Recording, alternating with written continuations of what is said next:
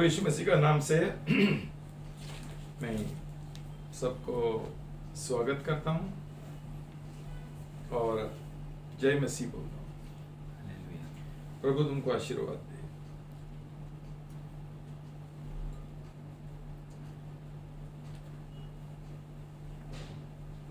आज का वचन है इब्रानियों का पुस्तक 9वां अध्याय 1 से 14। Hebrews 9 verse 1 to 14.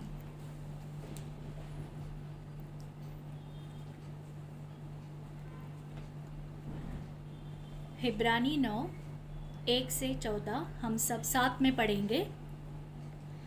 अब पहली करार में भी उपासना और आराधनालय के समय थे जो पृथ्वी पर था, क्योंकि एक तंबू बनाया गया जिसके पहले भाग में दीपदान, मेज और भेंट की रोटियां थी।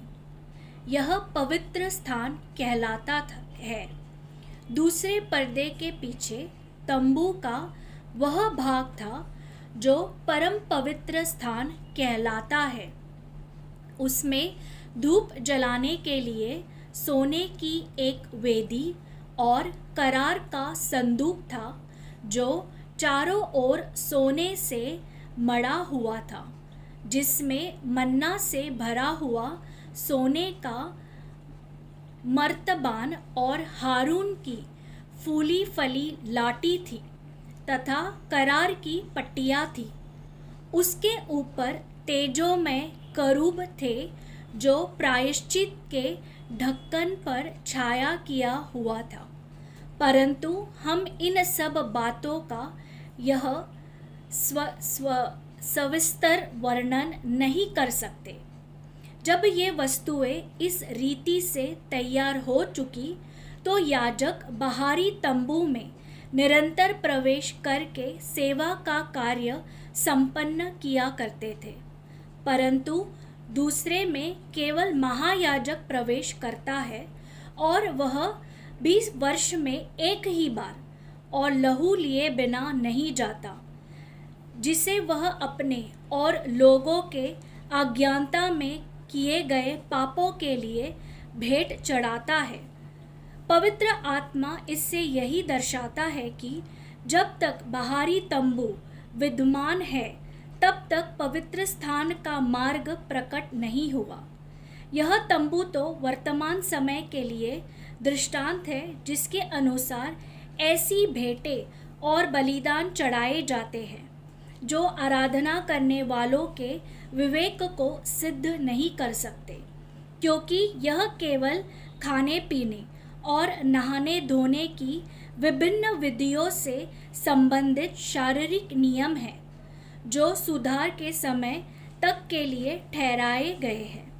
परंतु जब मसीह आने वाली अच्छी बातों का महायाजक होकर प्रकट हुआ तो उसने और भी बड़े तथा सिद्ध तंबू से होकर प्रवेश किया, जो हाथ का बनाया हुआ अर्थात इस सृष्टि का नहीं, और बकरों तथा बछड़ों के लहू द्वारा नहीं, वरन स्वयं अपने लहू द्वारा सदा के लिए एक ही बार पवित्र स्थान में प्रवेश करके अनंत छुटकारा प्राप्त किया।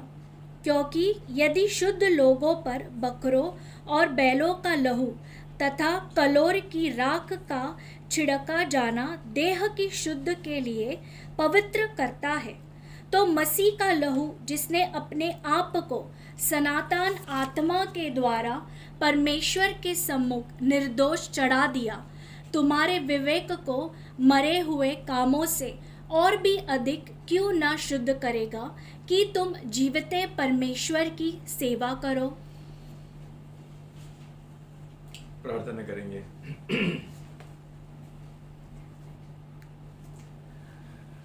पिता परमेश्वर, मैं आपको बहुत धन्यवाद देता हूं आपका महान योजना के लिए। ये योजना है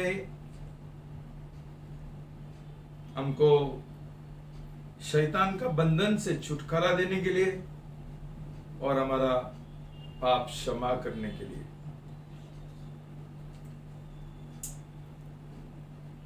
पिता परमेश्वर, मैं आपको बहुत धन्यवाद देता हूं कि तू मनुष्य का इतना प्रेम करता है और इतना उसका ख्याल करता है।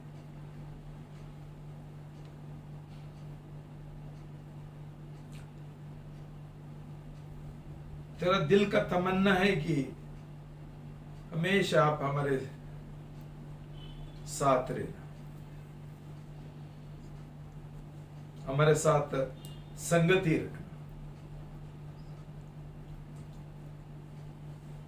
इतना तक नहीं है, आप हमारा साथ एक घनिष्ठ प्रेम रिश्ता बनाना चाहते हैं और हमारा अंदर, हमारा दिल के अंदर, हमारा देह के अंदर आप निवास करना चाहते हैं। मैं धन्यवाद देता हूं पिताजी, ये आपका महान योजना के लिए जो अपने प्रभु यीशु के द्वारा पूरा किया। मैं प्रार्थना करता हूं कि आज ये योजना समझने के लिए हमको मदद करो, हमको बुद्धि दे दो, पवित्र आत्मा का प्रकाशन हमको दे दो प्रभु, ताकि ये आपका महान प्रेम देखते हुए समझते हुए हमारा दिल में आपके और प्रेम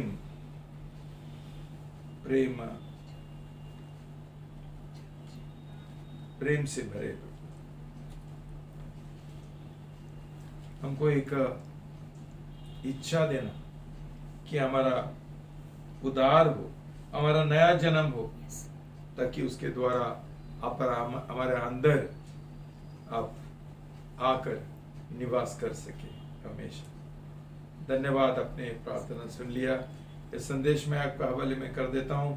प्रार्थना करता हूँ मुझे आपका पवित्र आत्मा का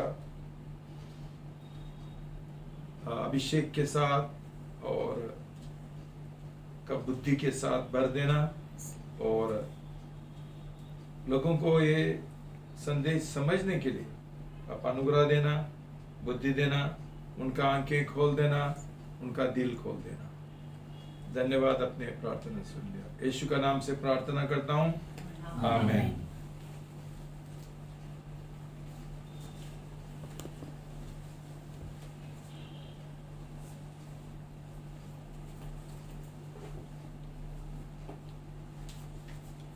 भाई बहनों, एक सोचने का बात है,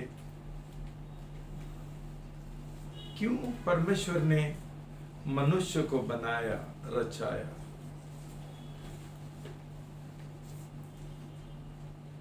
परमेश्वर ने मुझे और आपको क्यों बनाया? जब तक हम ये नहीं समझेंगे, हमारा जीवन हमेशा परमेश्वर से दूर रहेगा और उसका जो योजना है हमारा जीवन के लिए हम कभी पूरा नहीं कर पाएंगे। क्यों? क्या जरूरत था परमेश्वर को मनुष्य को बनाने के लिए? वो खुश नहीं था। परमेश्वर प्रेम है और वो चाहता था ये प्रेम और किसके साथ बांटे। प्रेम हमेशा दो जन के साथ होता है, बीच में होता है। यहां एक बाजू परमेश्वर है, दूसरा बाजू मनुष्य है और परमेश्वर चाहता है कि दोनों का इतना घनिष्ठ रिश्ता हो कि परमेश्वर मनुष्य के अंदर निवास करे और मनुष्य परमेश्वर के अंदर निवास करे। एक चीज जो है कभी किसी को समझता ही नहीं, कैसा दो अलग अलग व्यक्ति एक हो सकते हैं। प्रभु का वचन बोलता है कि जब भी एक पुरुष और स्त्री, नारी शादी करते हैं, जो दो है वो एक बन जाते हैं। तो भाई बहनों, हमारा रिश्ता हमारा रिश्ता परमेश्वर के साथ वैसा ही है, एक शादी का करार का रिश्ता, और हमारा जीवन भी शादी का समान होना चाहिए कि परमेश्वर और हम इतना नजदीक है, इतना एक दूसरे का प्रेम करते हैं, इतना घनिष्ठ हमारा प्रेम रिश्ता है कि इससे बेहतर और दूसरा कुछ नहीं हो सकता। हम क्या बोलेंगे? परमेश्वर मनुष्य का प्रेम में दीवाना बन गया, पागल हो गया। क्यों? एक वचन है भजन संहिता 8:4, Psalms 8 verse 4, भजन संहिता 8 का 4 पढ़ेंगे। तो मनुष्य क्या है कि तू उसे स्मरण करता है, और मनुष्य का पुत्र क्या है कि तू उसकी सुधि करता है।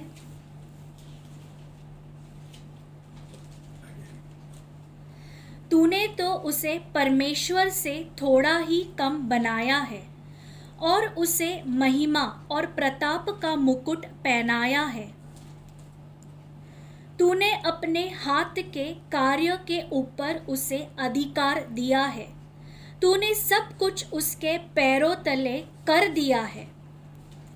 सब भेड़ बकरी और गाय बैल तथा मैदान के पशु, आकाश के पक्षी और समुद्र की मछलियाँ, अर्थात जो कुछ समुद्र के मार्गों में चलते फिरते हैं।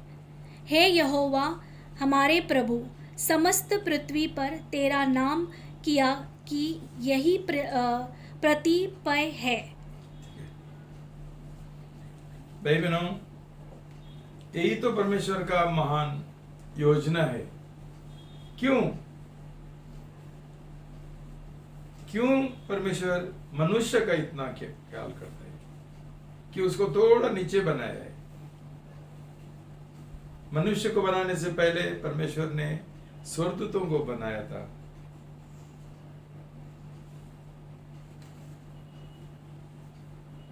इनको परमेश्वर ने उसका स्वरूप में नहीं बनाया।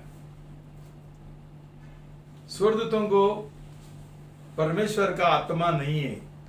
जैसा परमेश्वर ने आदम के अंदर एक आत्मा डाला जो उसका स्वरूप है। हमारा आत्मा और परमेश्वर का आत्मा एक है, इसलिए वो सिर्फ हमारे साथ संगति रख सकता है। कहीं स्वर्गदूत परमेश्वर की ओर विद्रोह करते हुए शैतान के साथ चले गए। परमेश्वर और स्वर्गदूत बना सकता था, लेकिन उसने नहीं किया। उसने मनुष्य को बनाया, आदम और हवा को बनाया, और पहले से ही परमेश्वर का दिल था कि उसके साथ मैं रिश्ता और संगति और सहभागिता रखूं। प्रभु का वचन बोलता है हर दिन परमेश्वर चल के आता था उनको मिलने के लिए, उनके साथ बात करने के लिए। कितना समय तक बात करता था नहीं लिखा है, लेकिन दो प्रेमी कितना समय तक बात करते हैं। उनको जुदा होने के लिए, अलग होने के लिए होता ही नहीं। ऐसा रिश्ता था परमेश्वर का आदम और हवा के साथ। हम जानते हैं क्या हो गया। शैतान ने आदम हवा को बहकाया, पाप में गिराया, और तब से ये संगति और ये रिश्ता टूट गया। आदम और हवा को अदन का बगीचा छोड़ना पड़ा। ये परमेश्वर का पहला संगति था मनुष्य के साथ ये बगीचा में।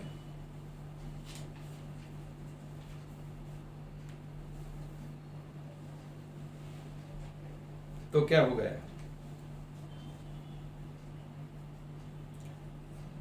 हमें भी जानते हैं कि परमेश्वर ने ये उसका जो योजना है वो छोड़ा नहीं, लेकिन पूरा करने का योजना बनाया, वापस मनुष्य के साथ संगति रखने के लिए और मनुष्य के अंदर निवास करने के लिए। ये योजना पूरा करने के लिए परमेश्वर ने पहला सब लोगों का बीच में से, सब लोगों का अलग अलग जो लोग थे उनका बीच में से परमेश्वर ने इज़राइल का लोगों को चुना ताकि उनके द्वारा ये योजना पूरा करे। और हम जानते हैं ये बात अब्राहम से शुरू हो गया। परमेश्वर ने उसको चुना, वो इज़राइल लोगों का महापुरुष है, उसके साथ एक करार किया और उसका द्वारा पूरा इज़राइल लोगों के साथ करार बनाया और उनको बोला तुम मेरे लोग हैं, मेरा प्रिय लोग है, मेरा चुने हुए लोग है, सब मनुष्य का बीच में से तुम मेरा चुने हुए लोग हैं और मैं तुम्हारा खुदा, मैं तुम्हारा परमेश्वर। भाई बहनों, हम जानते हैं कि उसके बाद ये यहूदी लोग मिस्र देश में पहुंच गया। 12 गोत्र और उनका वंश इतना बढ़ गया, इतना बढ़ गया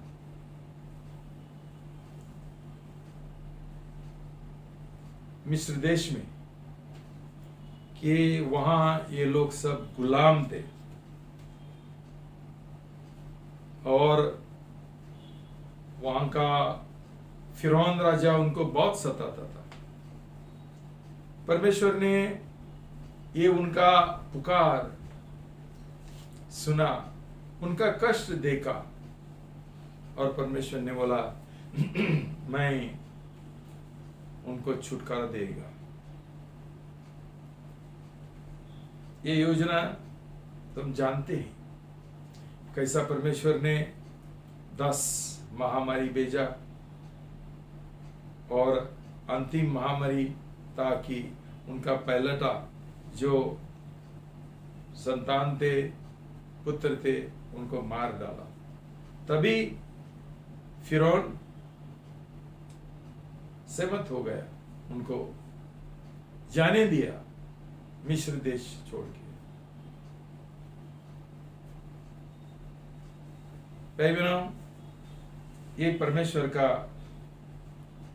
योजना था कि जब भी ये लोग लाल समुद्र पार करके बड़ा चमत्कार के साथ एक रेगिस्तान में गया, वहां रेगिस्तान में ये लोग यात्री जैसा थे, तंबू में रहते थे। तो वहां से परमेश्वर ने शुरू किया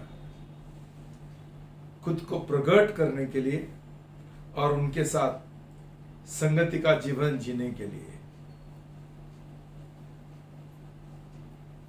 परमेश्वर ने बोला, निर्गमन 25:8,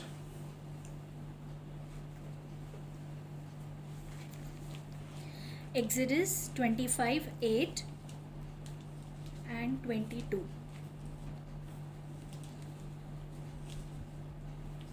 निर्गमन 25:8 और पद 22 पढ़ेंगे। यहोवा ने मूसा से कहा, वर्स 1, पद 8, और वे मेरे लिए एक पवित्र स्थान का निर्माण करे कि मैं उनके मध्य निवास करूं। पद 22, और मैं वहाँ अर्थात प्रायश्चित के ढकने के ऊपर और दोनों करूबों के बीच में जो साक्षी पत्र के संदूक के ऊपर है तुझसे मिला करूँगा। नहीं, there is some mistake there. It says, there I will meet with them and I will commune with them. तुझसे मिला करूँगा और उन सब आज्ञाओं के विषय में जो मैं तुझे इज़राइल के लिए देने पर हूँ बातें ठीक है, मैं करूँगा। उनके साथ संगति रखूंगा। भाई बहनों, ये इज़राइल लोगों का एक सफर था प्रतिज्ञा का देश के ओर। तब तक उनको ये रेगिस्तान में रहने का था, लेकिन परमेश्वर ने सोचा मैं ये मेरा लोगों को स्वर्ग से निर्देशन नहीं करूंगा, उनको अगुवाई नहीं करूंगा, मैं उनका बीच में रहूंगा। और इसलिए उसने मूसा को बोला, मेरे लिए एक तंबू बनाओ ताकि मैं लोगों के साथ एक संगति रख सकूं और उनके साथ व्यवहार कर सकूं। भाई बहनों, जो इब्रानियों में हमने पढ़ा वो तंबू का कहानी है।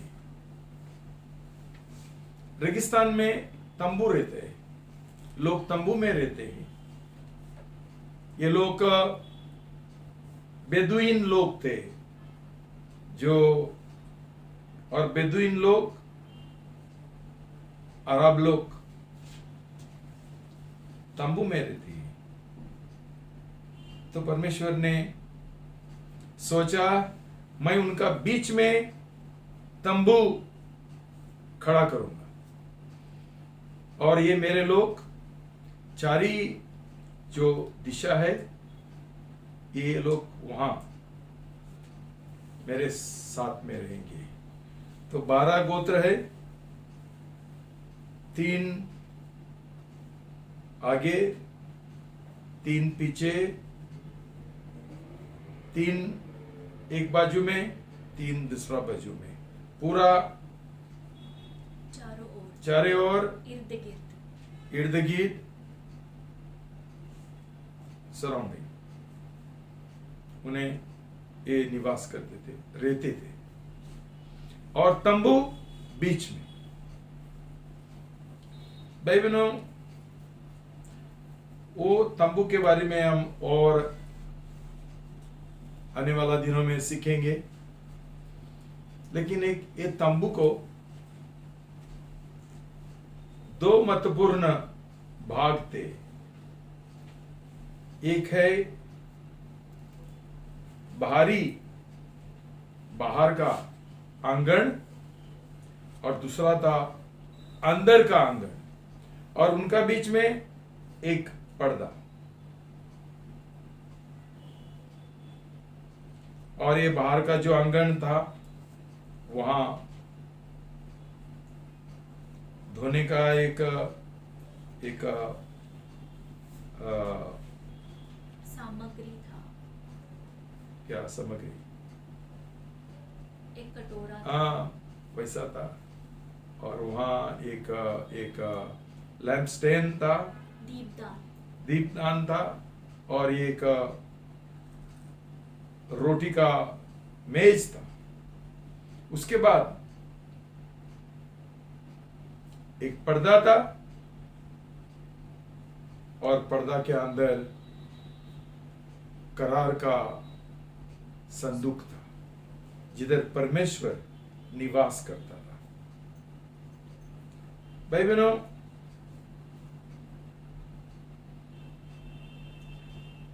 इज़राइल का लोग यात्री बन गया, तीर्थ यात्री, और परमेश्वर भी उनके साथ साथ एक यात्री बन गया। मतलब परमेश्वर स्वर्ग में नहीं था, उनका लोगों का बीच में रहने के लिए आ गया। वो उनका पीछा छोड़ता ही नहीं।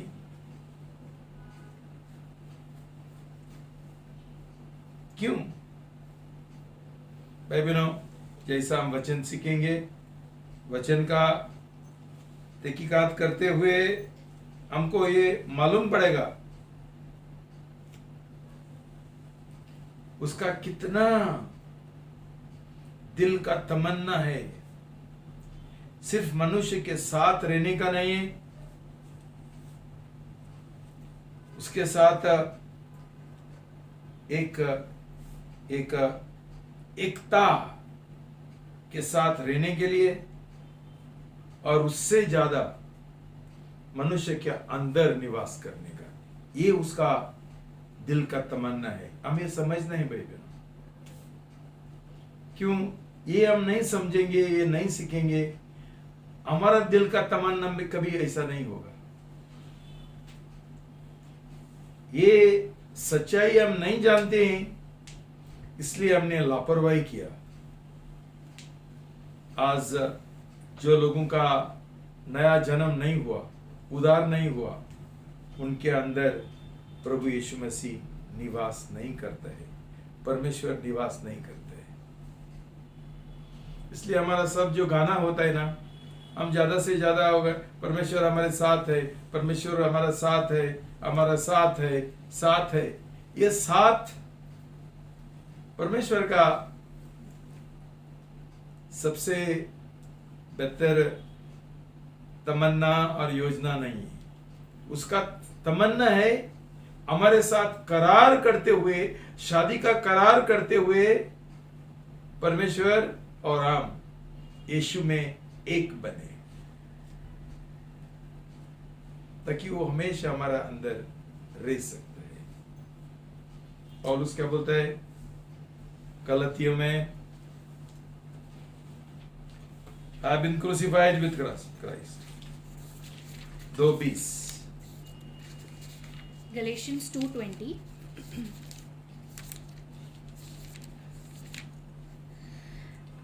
मैं मसीह के साथ क्रूस पर चढ़ाया गया हूँ।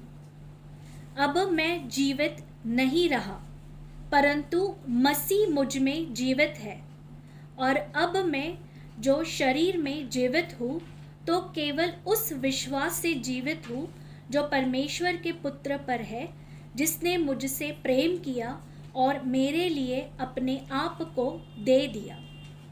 ये अनुवाद गलत है, पिछले बार तेरे को बोला था मैंने चेंज करने के लिए। प्रभु का वचन बोलता है, पौलुस बोलता है, मुझे प्रभु यीशु के साथ चढ़ाया गया है क्रूस के ऊपर, और अभी नो लॉन्गर, अभी मैं नहीं जी रहा हूं। इज नॉट जीवित, जीवित इज मैं alive, I am alive, not alive. मैं जी रहा हूं, अभी मैं जी नहीं रहा हूं, अभी प्रभु यीशु मसीह मेरे अंदर जी रहा है। और जो जीवन मैं जी रहा हूं, मैं प्रभु यीशु का प्रेम से, अनुग्रह से, विश्वास से प्रभु यीशु में जी रहा हूं। भाई बहनों, ये अंतिम योजना है परमेश्वर का, वहां तक हम पहुंचना है और जानना है कैसा हम उधर पहुंचेंगे। ये जो तंबू था, मूसा का तंबू रेगिस्तान में, सिर्फ एक छाया था, हकीकत नहीं था। ये तंबू के द्वारा लोगों को सिखाने के लिए कैसा पाप से उन्होंने छुटकारा पाने का है, कैसा परमेश्वर का जो शब्द है, कलाम है, उसके द्वारा उसका जो जो ज्योति है उसके द्वारा जीने का है भाई बहनों। और उसके बाद नया जन्म पाने के बाद वो पर्दा जो प्रभु यीशु मसीह का मौत के द्वारा खुला किया गया, प्रभु यीशु मसीह ने, हम परम पवित्र स्थान में हम प्रवेश कर सकते हैं, ताकि ये जो करार का संदूक है जिधर परमेश्वर है उसके साथ हम सहभागिता संगति में जी सकते हैं। भाई बहनों, अंत में ये लोग प्रतिज्ञा का देश में पहुंच गया। तो ये जो तंबू था वो पोर्टेबल था,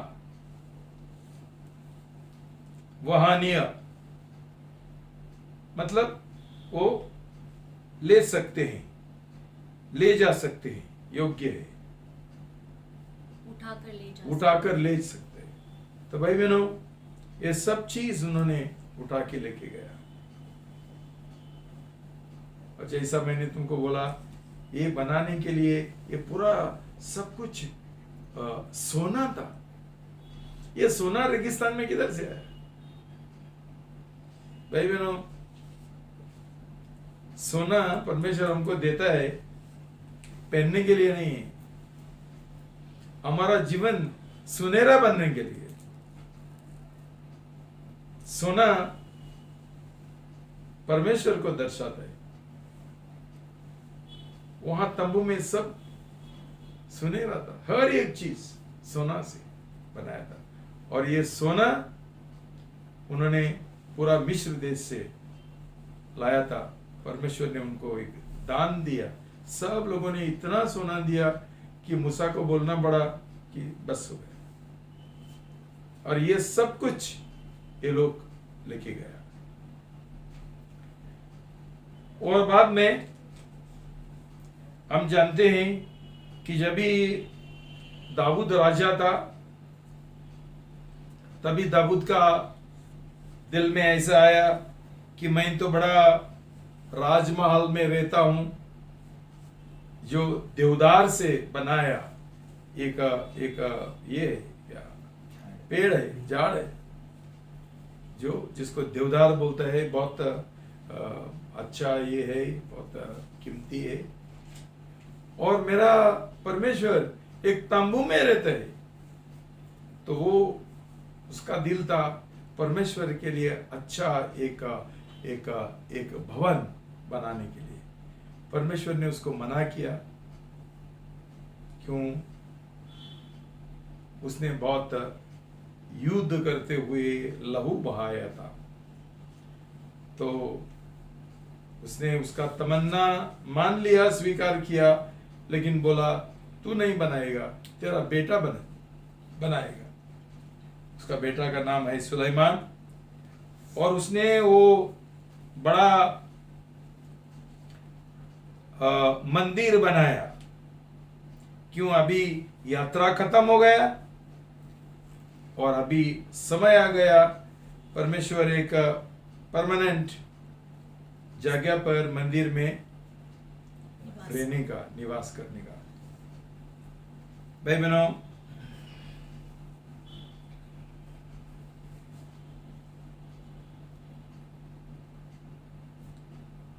वन किंग्स 8:11, एक राजा 8:11। सब साथ में पढ़ेंगे। अतः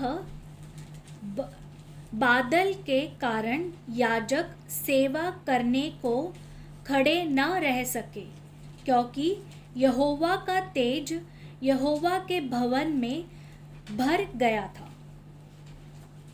भाई बहनों, ये मंदिर में, सुलेमान का मंदिर में जो करार का संदूक था, वो ये मंदिर में रखा। और जब भी समर्पण का दिन आ गया, मंदिर का समर्पण का, तभी ये मंदिर परमेश्वर का महिमा से भर गया। इतना शक्तिशाली कि ये लोग खड़े भी नहीं रह सकते थे। भाई बहनों, याद रखना, करार का बिना मसीह जीवन नहीं जी सकते हैं, और परमेश्वर का उपस्थिति का बिना, जिसको हम करार का संदूक बोलते हैं, ये परमेश्वर का उपस्थिति है। ये हमारे अंदर आना चाहिए जब भी हमारा नया जन्म होता है। ऐसा महिमा हमारे अंदर आना चाहिए कि हमारे सामने कोई खड़े नहीं रख सकते। इतना महिमा से भरे हुए हम लोग हो सकते हैं। भाई बहनों, इस समय आप जांच लो, जो लोग खुद को बोलता है मेरा उद्धार हो गया, नया जन्म हो गया, तुम्हारा जीवन में ये परमेश्वर का ऐसा महिमा है क्या, ऐसी शक्ति है क्या कि कोई तुम्हारा सामने तुमको देखेगा तो बोलेगा ये व्यक्ति अलग ही व्यक्ति है, उसके अंदर इतना सारा रोशनी है, इतना सारा महिमा है, इतना तेज से प्रताप है।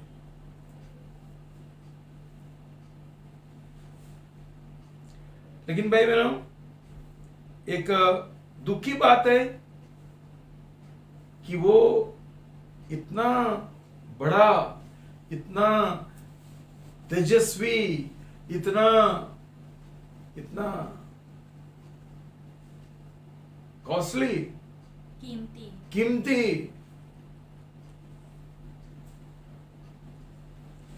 एक दिन बाबिलोन का राजा नेबुकदनेस्सर उसने तोड़ डाला। क्या मंदिर था वो!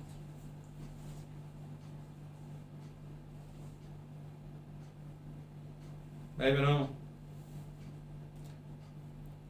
टर्की में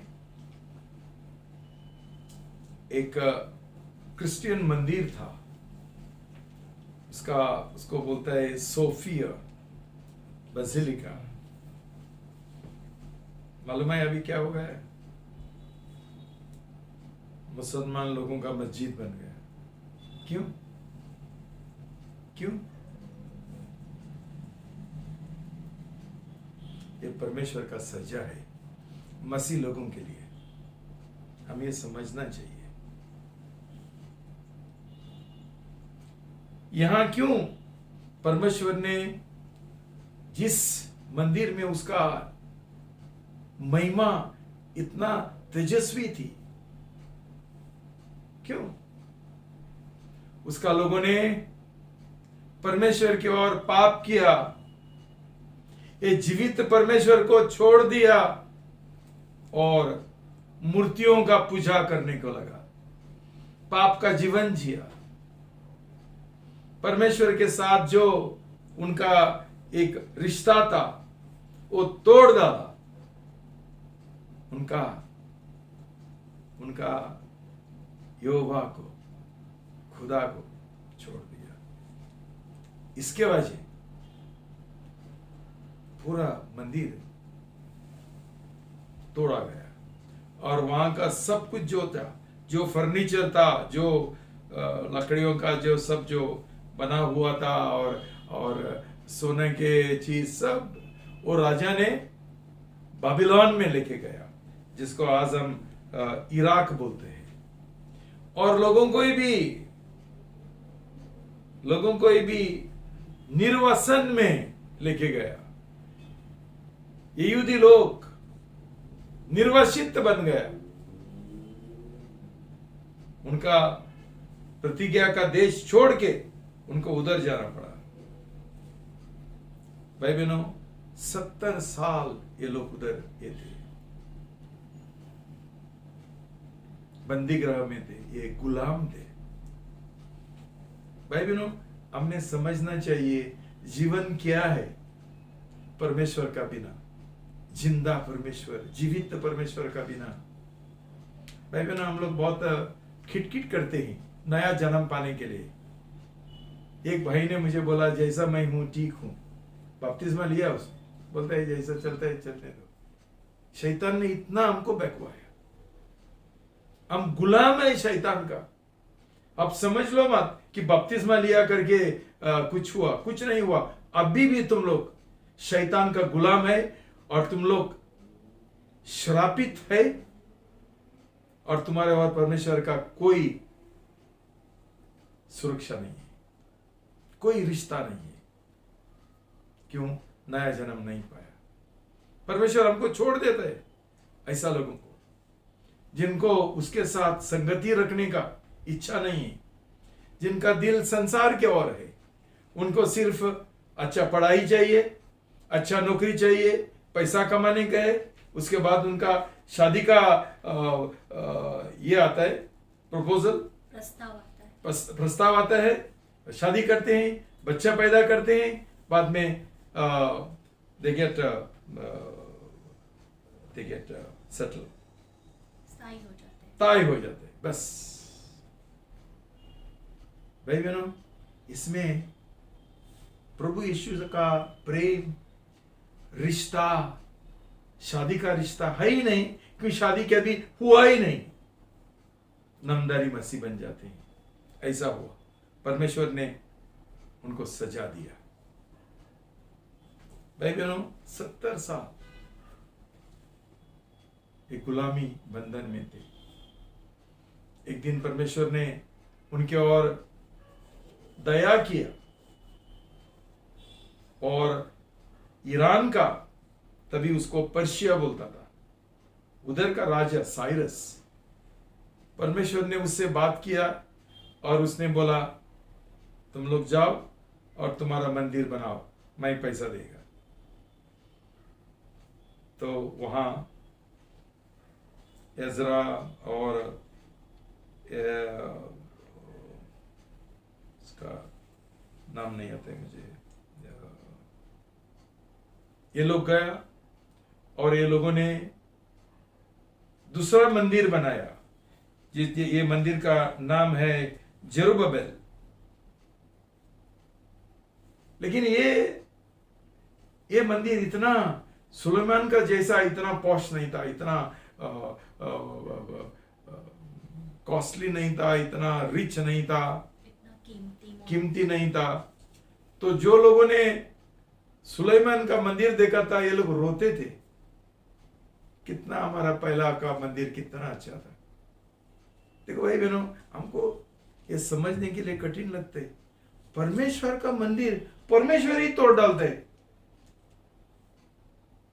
जो इतना कीमती था, इतना अच्छा था, इतना सुंदर था। हाँ, परमेश्वर को मजाक अच्छा नहीं लगता भाई बहनों। हम लोग मजाक कर रहे हैं, हमको नहीं समझते। हम बोलते हैं हमको नामधारी मसीह चलेगा, हमको धार्मिक मसीह चलेगा, हमको रीति रिवाज का मसीह चलेगा, हमको दुनियादारी मसीह चलेगा। सिर्फ नाम रहेगा तो बस हो गए, और कुछ नहीं चाहिए। और जिनके साथ हमारा कोई रिश्ता नहीं है, उनसे हम प्रार्थना करते हैं, प्रभु मुझे चंगाई दे दो, प्रभु मुझे नौकरी दे दो। जब भी हमारा उसके प्रभु यीशु के साथ कोई रिश्ता ही नहीं है, हमको प्रार्थना करने का क्या हक है जिसके साथ हमारा कोई रिश्ता नहीं है? जब भी हमारा नया जन्म हुआ ही नहीं, हमको क्या हक है प्रार्थना करने के लिए और बाद में शिकायत करने के लिए, कंप्लेन करने के लिए? मैंने कितना प्रार्थना किया, मुझे कुछ मिला नहीं, कभी नहीं मिलेगा। क्यों? क्योंकि हमारा नया जन्म नहीं हुआ, हमारा एक शादी का रिश्ता नहीं है प्रभु यीशु के साथ। हम ये समझना बहुत जरूरी है, क्यों परमेश्वर ने ये इतना अच्छा सुलेमान का मंदिर तोड़ डाला और 70 साल के बाद ये लोग वापस आ गए। परमेश्वर उनके वापस ये प्रतिज्ञा का देश में, कनान देश में उनको लेके आया। तभी उसके बाद और एक राजा आ गया इज़राइल में, जिसका नाम था हेरोड।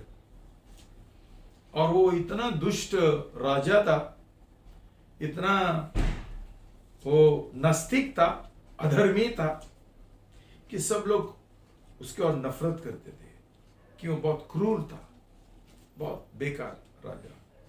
उसने सोचा मैं मरने के बाद मेरा कोई स्मरण नहीं करेंगे, तो मैं ये लोगों के लिए एक अच्छा मंदिर बनाऊंगा। तो ये इसने उनको सब लोगों को फुसलाया और जेरुब्बाबेल का मंदिर तोड़ डाला और उसने उसका खुद का इच्छा से, भाई बहनों, मूसा ने जो तंबू बनाया वो मूसा का योजना नहीं था कि मैं एक तंबू बनाऊंगा और परमेश्वर को बोलेगा तो आके इधर निवास करो। नहीं, ये परमेश्वर का खुद योजना था। वैसा ही भाई बहनों, जब भी हम कलीसिया स्थापित करना चाहते हैं, वो कभी हमारा योजना, हमारा इच्छा नहीं होना चाहिए। क्यों? तभी प्रभु वो कलीसिया में रहने के लिए कभी आएगा नहीं। आज तो बहुत सारा लोग एक फैशन बन गया, रातों रात उठते हैं, पास्टर बनते हैं और कलीसिया शुरू करते हैं। उनको कोई जानकारी नहीं है, उनके लिए कोई एक बुलावट नहीं है, उनके पास कोई नया जन्म नहीं हुआ है, कोई उनका अभिषेक नहीं है, उनको परमेश्वर का वचन का कोई जानकारी नहीं है। अभी खेल हो गया, मजाक हो गया कलीसिया चालू करने के लिए। भाई बहन, इसलिए हम लोग प्रभु से प्रार्थना करते हैं, प्रभु जल्द ये सब जो बेकार कलीसिया है, नामदारी कलीसिया है, बंद करो ताकि लोगों का जीवन बर्बाद ना हो। तो हेरोद ने उसका मर्जी से, उसका इच्छा के अनुसार उसने एक मंदिर बनाया जिसको हम बोलते हैं हेरोद का मंदिर है। भाई बहनों, ये हेरोद का मंदिर में करार का संदूक नहीं था, परमेश्वर का उपस्थिति नहीं था। ये सिर्फ एक जगह था, इधर लोग इकट्ठा होते थे। और आप जानते हैं कि प्रभु यीशु मसीह भी ये मंदिर में जाके लोगों को वचन सिखाता था, लेकिन उनके पास परम पवित्र स्थान नहीं था। अब जानते हैं क्या हो गया? जानते हैं एक दिन क्या हो गया?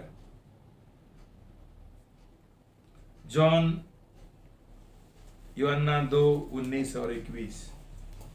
John 2:19 and 19 to 21 पढ़ेंगे। यीशु ने उत्तर देते हुए उनसे कहा, इस मंदिर को ढा दो और मैं इसे 3 दिन में फिर खड़ा करूँगा। इस पर यहूदियों ने कहा, इस मंदिर को बनाने में 46 वर्ष लगे, क्या तू इसे 3 दिन में खड़ा कर देगा? परंतु वह तो अपनी देह के मंदिर के विषय में कह रहा था। भाई बहनों, ये वो घटना है जिधर प्रभु यीशु मसीह ने वहां का जो धंधे वाले थे, जो बिक्री करते थे, उधर उनका मेज उसने अलट पलट किया और उनको बोला, मेरा पिताजी का घर प्रार्थना का घर है, लेकिन ये घर मेरा पिताजी का नहीं है।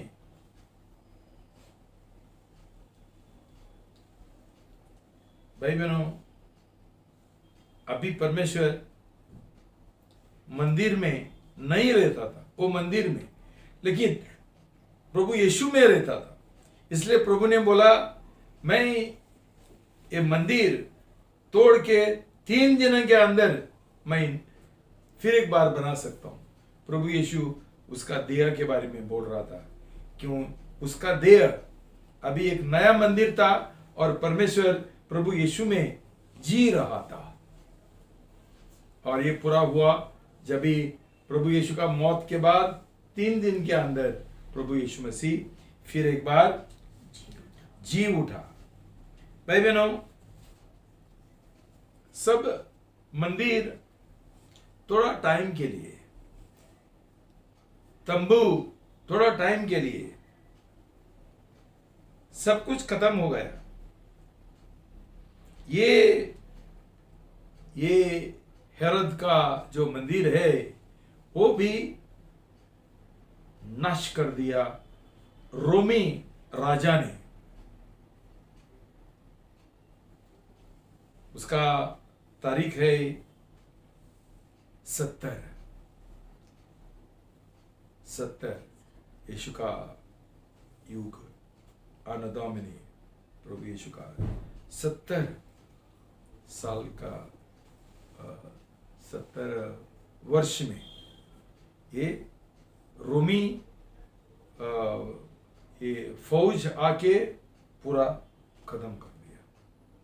उसके बाद नया कोई मंदिर बनाया नहीं। आज तक यहूदी लोगों के पास कोई मंदिर नहीं है। मंदिर का दिन खत्म हो गया। क्यों? प्रभु यीशु मसीह आ गया। प्रभु यीशु मसीह खुद मंदिर है। और उसके बाद उसने नया मंदिर ढूंढ लिया। कौन है ये मंदिर? उसके लोग जिनका नया जन्म हुआ। भाई बहनों, समझ लो, मैं हाथ जोड़ के मांगता हूं। एक दुखी बात है कि बहुत कम लोगों का नया जन्म हुआ। क्यों? ये लोग प्रभु यीशु मसीह के साथ शादी करना नहीं चाहते हैं। उनका प्रेम और कोई है, संसार उनका प्रेम है, नौकरी उनका प्रेम है, शादी उनका प्रेम है, बच्चे उनका प्रेम है, उनका माँ बाप उनका प्रेम है। इसलिए गांव में भागते हैं। यूपी में माँ को देखने गए, वो बीमार है, क्या करेंगे हम उधर जाके? ये आत्मिक बातें खो जाएंगे तो चलेगा। क्यों? ये नमदरी है ना, ये चलता है, ये छोड़ सकते हैं, लेकिन वो ज्यादा महत्वपूर्ण नहीं। इसका मतलब क्या है कि ये लोगों का उद्धार नहीं हुआ। ये लोगों ने 100% उनका जीवन का समर्पण नहीं किया। उनका दूसरा प्रेम है। ये सिर्फ 50-50 है। प्रभु को 50 और ये दूसरा 50। तो भाई बहनों, हमारा जब भी सही जन्म होता है, नया जन्म होता है, तभी हम एक मंदिर बनते हैं प्रभु यीशु मसीह का। भाई बहनों, ऐसा सोचो मत कि प्रभु यीशु स्वर्ग में रहता है। नहीं, प्रभु यीशु मसीह हमारा दिल में रहता है, हमारा देह में रहता है। हमारा मन, हमारा दिल, मन मंदिर, देह, ये प्रभु यीशु मसीह का मंदिर है। तो कभी हम ये मंदिर और किसी को नहीं बोलना है। हम जिधर प्रार्थना करते हैं ये मंदिर नहीं है, ये सिर्फ प्रार्थना का जगह है, लेकिन परमेश्वर ये मंदिर में रहते हैं। भाई बहनों, परमेश्वर ने कितना सारा मंदिर तोड़ दिया। मैं कभी सोचता हूं, हमारा सेंट लॉरेंस प्रभु ने क्यों छीन लिया? शायद प्रभु खुश नहीं था हमारे साथ। हमारा आराधना सभा एक रीति रिवाज, विधि बन गया था।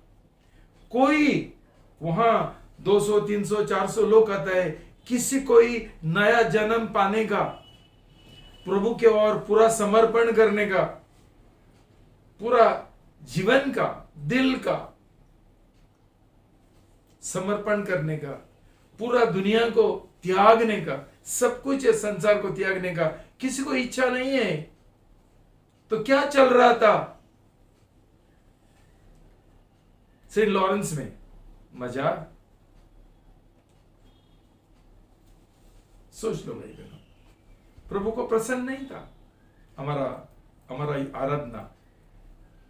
बाहर का जो फॉर्म, आकार, वो ठीक है, बाहर का सब धार्मिक है, प्रार्थना करते हैं, अच्छा गाना गाते हैं, बजाते हैं, अच्छा साउंड आता है, बहुत मजा आता है, लेकिन दिल दुनिया की ओर हम समर्पित किए हैं। ये एक सिर्फ मेला है, इसलिए परमेश्वर ने शायद सेंट लॉरेंस निकाल दिया। भाई बहनों, जब तक हम पश्चाताप नहीं करेंगे और जब तक हम प्रभु से बोलेंगे प्रभु हमने बहुत हल्का रूप से जो आपने हमको दान दिया था, एक अच्छा जगह का, प्रार्थना का जगह का, हमने खो बैठा क्यों? हमने तेरे ओर पाप किया।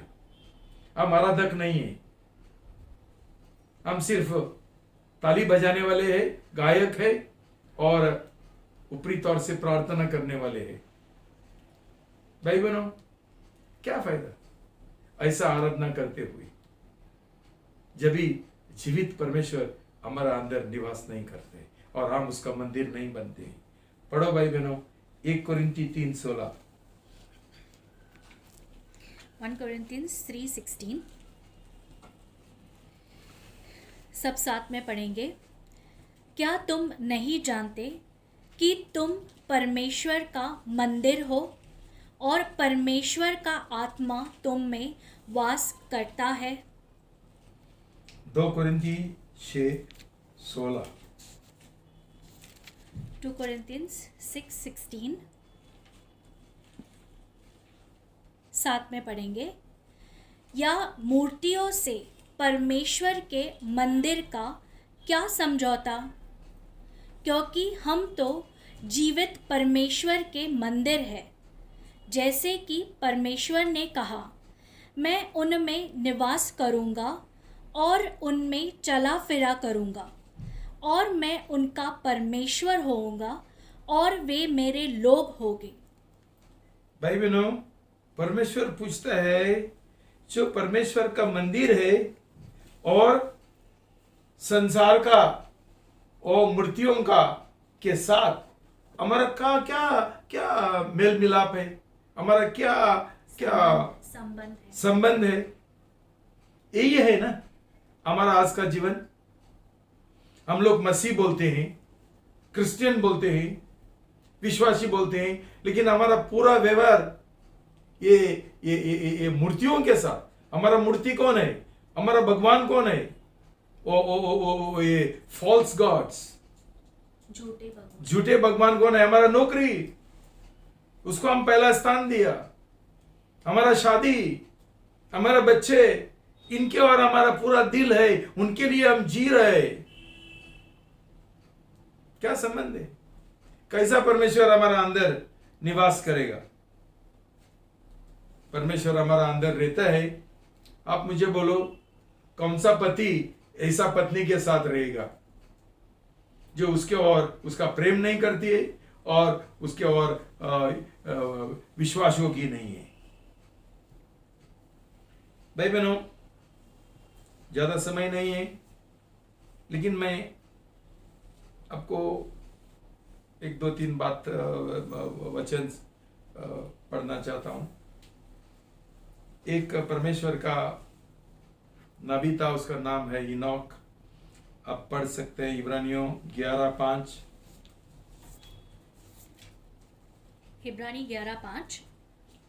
विश्वास ही से इनोक ऊपर उठा लिया गया कि वह मृत्यु को न देखे, उसका फिर पता न चला, क्योंकि परमेश्वर ने उसे उठा लिया था।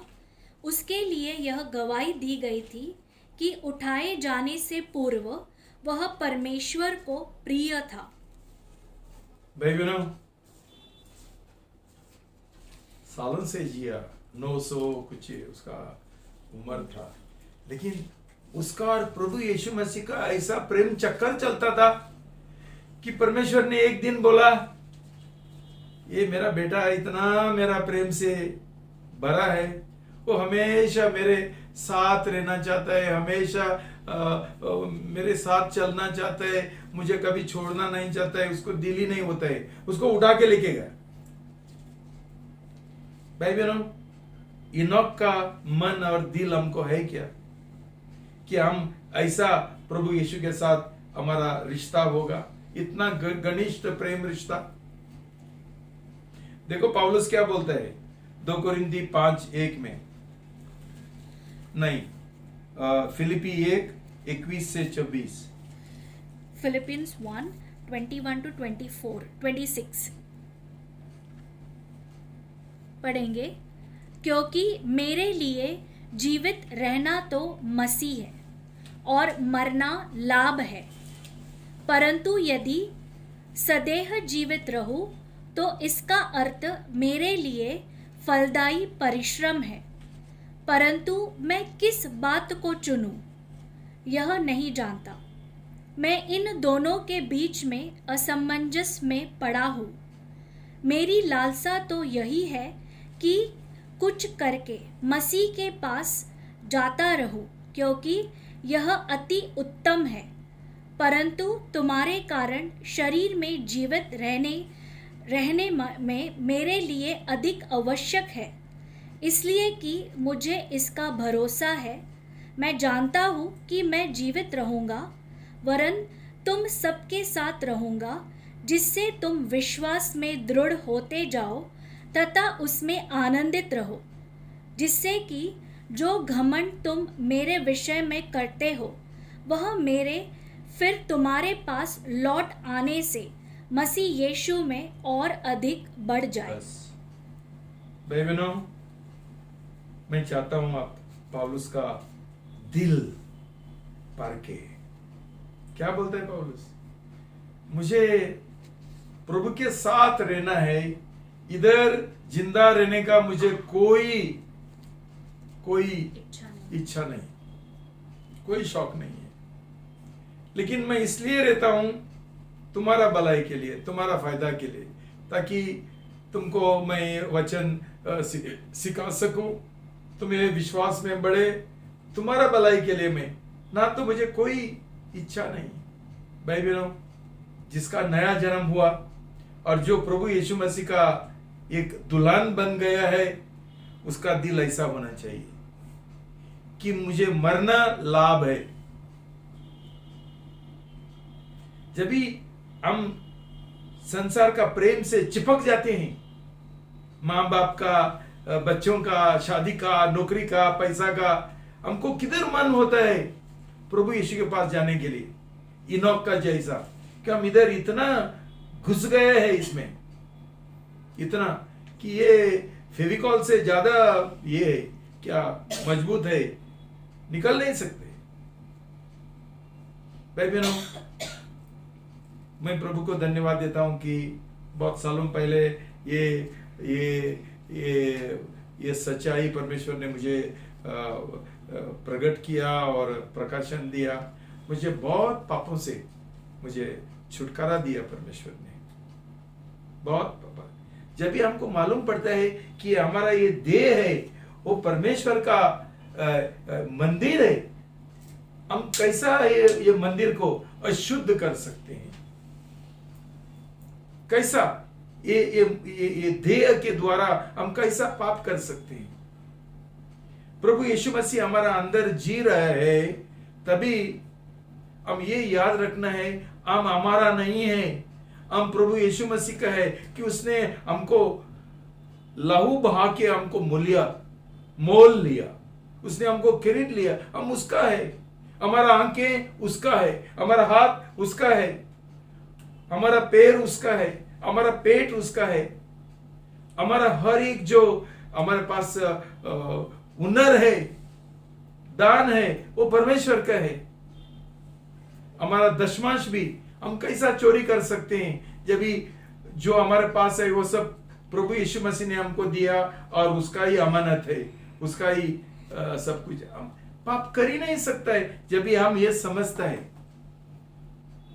कि हम परमेश्वर का मंदिर है, वो हमारा अंदर जी रहे हैं। लेकिन हमारा समस्या क्या है कि हमारा कभी नया जन्म होता ही नहीं, कभी हमारा बराबर उद्धार होता ही नहीं। हम ऐसा ही बपतिस्मा लेकर खेलते हैं, मजाक कर रहे हैं, और हम ये स्वीकार भी करने के लिए तैयार नहीं।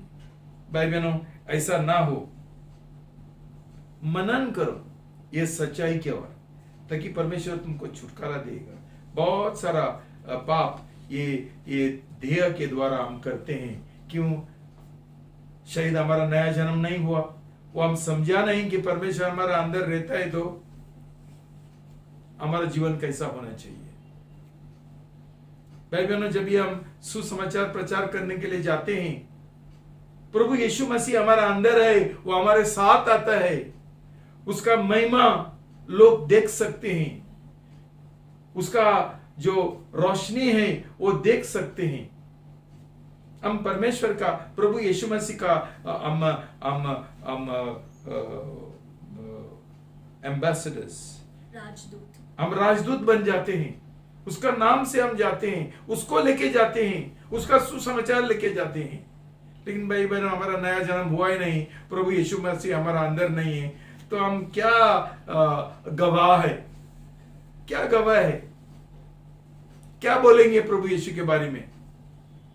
भाई बहनों, हमने ये बात बहुत गंभीरता से हम मनन करना है, सोचना है और एक निर्णय ले लो। भाई बहनों, कब तक हम ऐसा नमदरी मसीह बन के रहेंगे? क्या हमारा दिल का तमन्ना पूरा सब दुनियादारी है? एक मीटिंग को जाने के लिए हम बहाना देते हैं, प्रभु का वचन का हमको कोई प्रेम नहीं है। हमको घर बैठ के हमको वीडियो चाहिए, घर बैठ के। क्यों? वो एक रीत रिवाज है ना, एक विधि है। चलो, रविवार का ये देखा मैंने, ये और सुना, गाना बिना अच्छा था, ये भी प्रचार भी अच्छा था, लेकिन सुनने वाले बन गए, कार्य में कुछ नहीं, उसका आज्ञा पालन कुछ नहीं। कि हमारा दिल और किधर है, हमारा प्रेम और किधर है? भाई बहनों, आपसे मैं विनती करता हूं, तुम्हारा उद्धार हुआ करके तो क्लेम, दावा मत करो, दावा मत करो, जांच लो। इनोक का जैसा तुम्हारा दिल है, पौलुस का जैसा दिल है कि हमको इस संसार के साथ कोई लेना देना नहीं है, कभी भी प्रभु यीशु मसीह हमको ले सकता है, हम खुश हो जाएंगे। क्या कर रहे हैं हम लोग इधर रह के? क्या हम रहना चाहते हैं इधर? और पैसा कमाने के लिए, और शादी करने के लिए, और बच्चे पैदा करने के लिए? यही हमारा इरादा है? यही हमारा अंतिम मकसद है? सोच लो भाई, जांच लो। मैं प्रार्थना करता हूं कि प्रभु हमको ये बंधन से और ये अंधापन से हमको छुटकारा देगा। जितना जल्दी होता है उतना अच्छा है। मैं क्या करूं? ऐसा कलीसिया लेकर जिधर सब लोग नामधारी मसीह है। बड़ा सेंट लॉरेंस चाहिए हमको, क्या गिनती दिखाने के लिए और नंबर्स, संख्या दिखाने के लिए। भाई बहनों, जब भी हम प्रभु का प्रेम में गिरेंगे, हम लोग ऐसा आग से भरेंगे ना कि हम आग लगाएंगे पूरा दुनिया को। आज आग नहीं है, कुछ नहीं, हम ठंडा बर्फ है। पश्चाताप करो और जल्दी निर्णय ले। मैंने बोला तुमको ज्यादा समय नहीं लगता है, एक निर्णय करने के लिए समय नहीं लगता है। जो हम बहाना देते हैं, ये मेरे पास नहीं होता है, वो मेरे पास नहीं होता है। मैंने बोला मैं सब कुछ कर सकता हूं। परमेश्वर ने हमको सिखाया, प्रभु यीशु मसीह ने, परमेश्वर का शक्ति के द्वारा, उसका अनुग्रह के द्वारा हर एक पाप के ऊपर विजय पाने के लिए परमेश्वर का अनुग्रह हमारे लिए उपलब्ध है। डरना मत, परमेश्वर है जो हमको पवित्र करते हैं, हमको छुटकारा देते हैं, हमको शुद्ध करते हैं, हमारा पाप क्षमा करते हैं, सब परमेश्वर करते हैं, लेकिन निर्णय हमारा है। मैं धन्यवाद देता हूं प्रभु को ये वचन के लिए और प्रार्थना करता हूं प्रभु लोगों का मन को छुओ, दिल को छुओ, और एक सही ये भी संदेश ऐसा व्यर्थ ना हो कि हम सुनेंगे और घर पे बैठेंगे, एक निर्णय लेंगे भाई बहन, ताकि हमारा जीवन का परिवर्तन हो सके। धन्यवाद प्रभु, तुमको आशीर्वाद दो। प्रार्थना करेंगे। प्रभु यीशु मसीह,